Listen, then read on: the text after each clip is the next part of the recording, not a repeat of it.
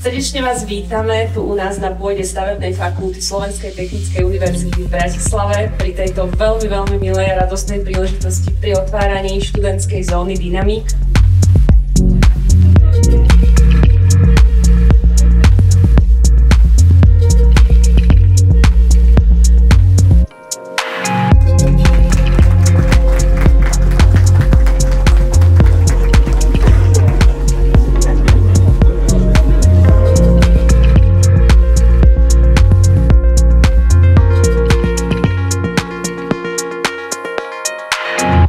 Dnes otvárame novú študentskú zónu, ktorá má slúžiť oddychu, ale aj práci študentom v prestávkach medzi prednáškami či v čase voľna. Ja som nesmierne rád, že dnes môžeme dať študentom do užívania tieto nádherné priestory a verím, že aj tieto priestory prispejú ku kvalite štúdia, prispejú k záujmu štúdiu a možno aj k záujmu ďalších študentov, ktorí prídu študovať na našu fakultu.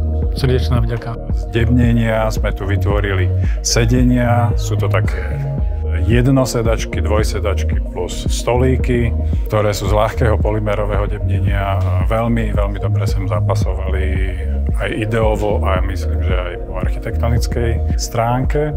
A z lešenia zase sa nám podarilo vytvoriť príjemné lavice na sedenie.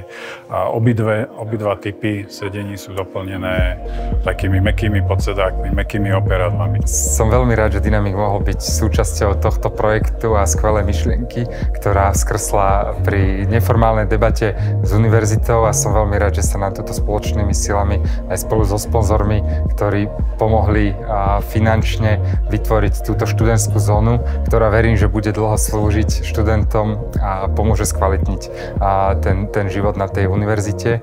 Som rád, že takýto projekt sa podarilo zrealizovať, pretože študenti a študentský život sú budúcnosť stavebníctva Slovenska a bez kvalitných ľudí z oboru, ktorí dostanú kvalitné vzdelanie, si neviem predstaviť, ako by stavebníctvo na Slovensku mohlo napredovať.